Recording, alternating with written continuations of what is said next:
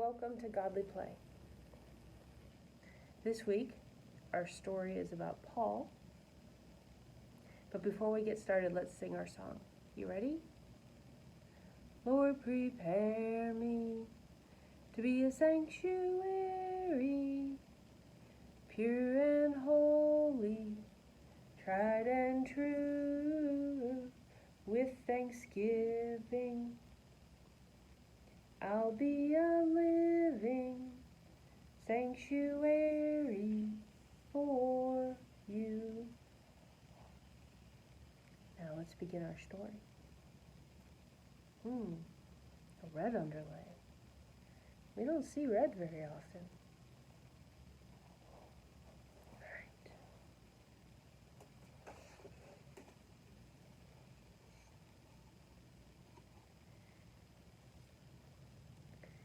In the beginning, a baby was born. His mother and father named him Saul, after the first king of Israel. His home was in a city called Tarsus, near the sea. As the boy grew, he helped his father in his shop. Saul's father made tents.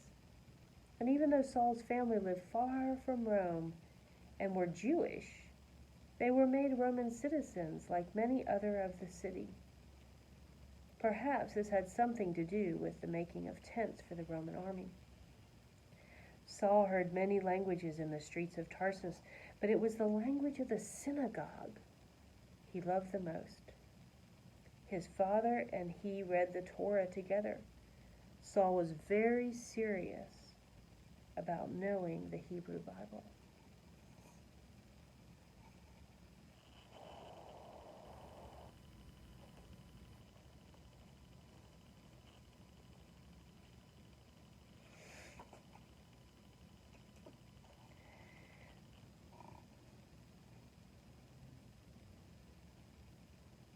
When Saul entered the city through the great high gate, he went first to the temple. He worshipped there.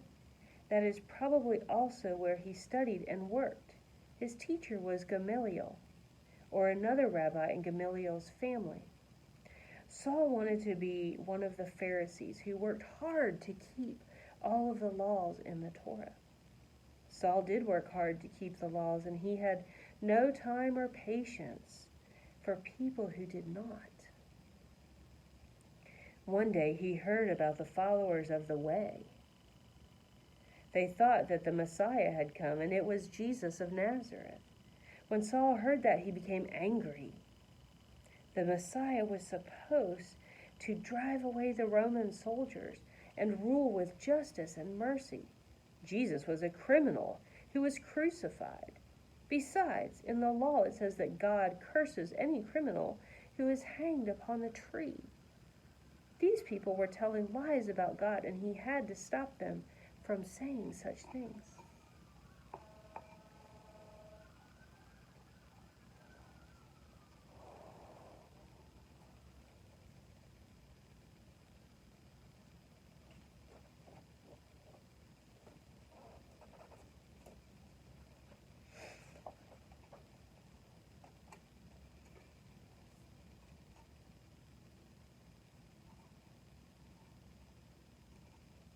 Oops.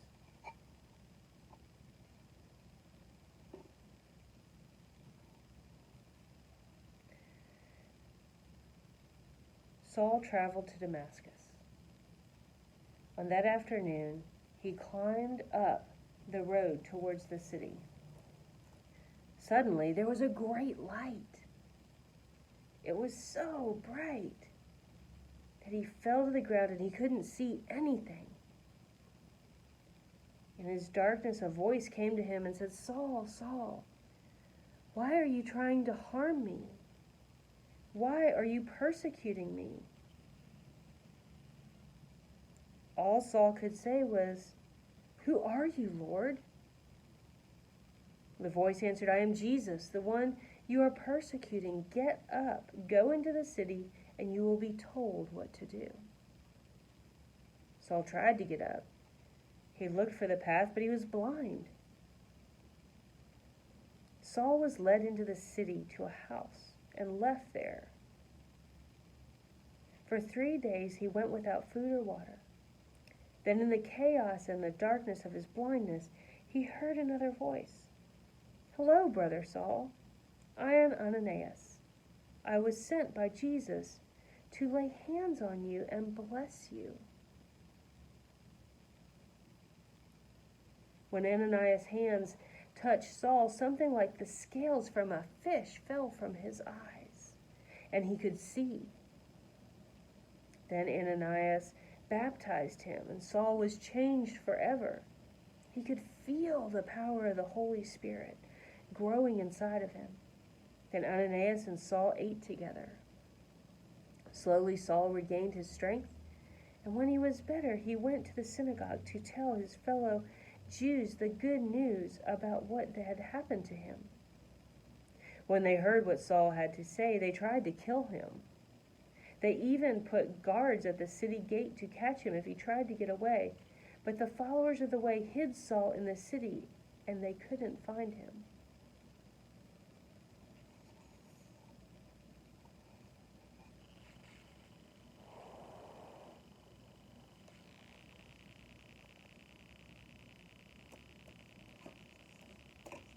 One night, when it was dark, Saul and a small group of followers of the way climbed quietly up to the top of the city wall.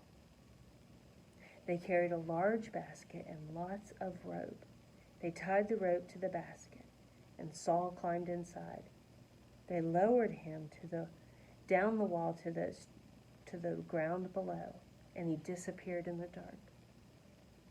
Saul went into the desert of Arabia, and he was confused and needed to understand what God wanted him to do.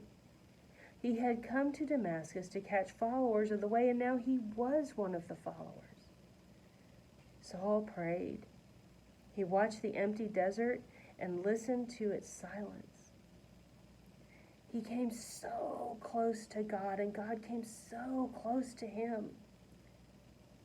He knew what God wanted him to do. He was to travel to the ends of the earth and tell people what had happened to him, for he had changed. His work was to say how his hate had turned into love and to begin churches where people could show how this was done. He was also to write letters to help the new churches do this.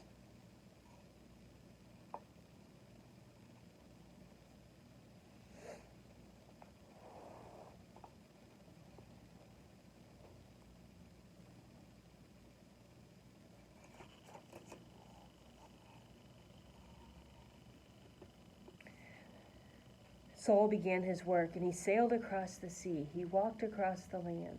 He went back to Jerusalem to meet with Peter, James, and others there, now called Christians. They were suspicious, but they finally said to keep telling the story to the Gentiles, the non-Jews. Saul even changed his name. He was traveling so much in the Roman Empire that he began to use his Roman name, Paul. Paul's work was to start churches, but he also wrote letters to young churches to help them with their problems.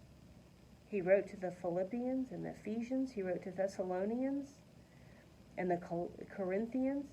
He even wrote to the Romans and told them he wanted to visit them and then go to Spain.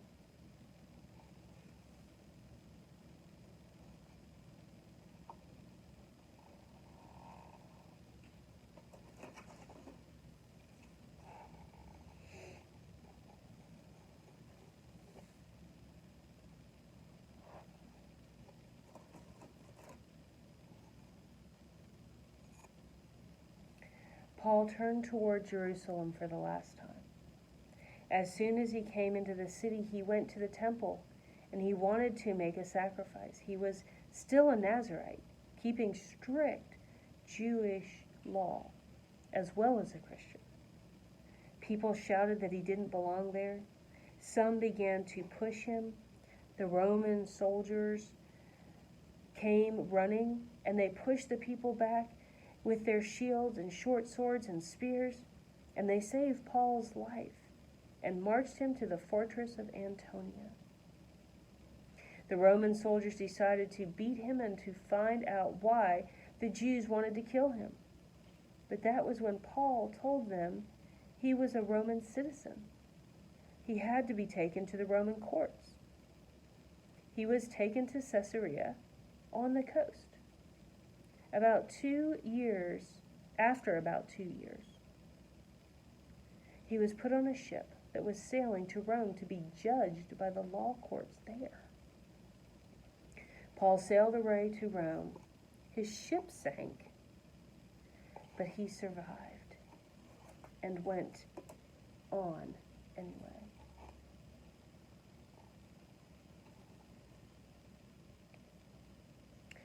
Paul was kept a prisoner in his own house. A soldier guarded him, but he could go visit his friends while he was waiting for the Roman court to decide what he had done wrong. Some say that Paul went on to Spain and then came back to Rome. Others think he was executed after the great fire which Rome burned in the year 67. I like to think of Paul still traveling to the ends of the earth. Paul's work was to tell his story and to write letters. He became a story himself, and his letters are still read in churches today.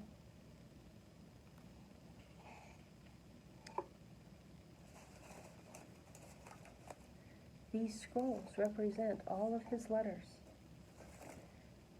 Romans, Philemon, Galatians, Titus, Thessalonians, Philippians. Now I wonder what part of this story you liked.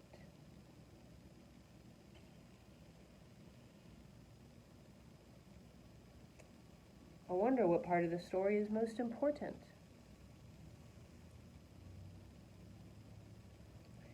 I wonder where you see yourself in this story.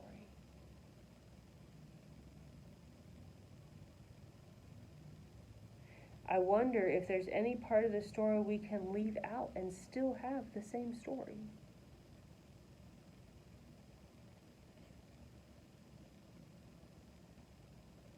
Think about those questions,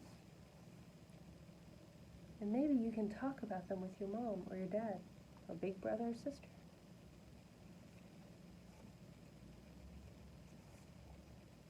I like the part where his friends save him.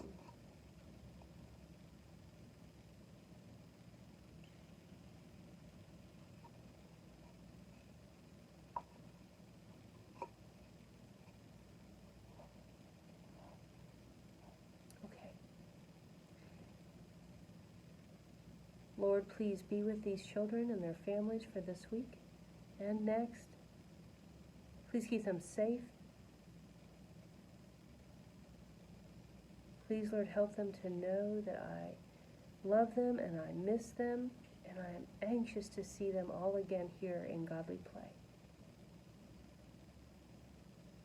Have a blessed week. We'll see you next week in our Godly Playroom. Have a great day.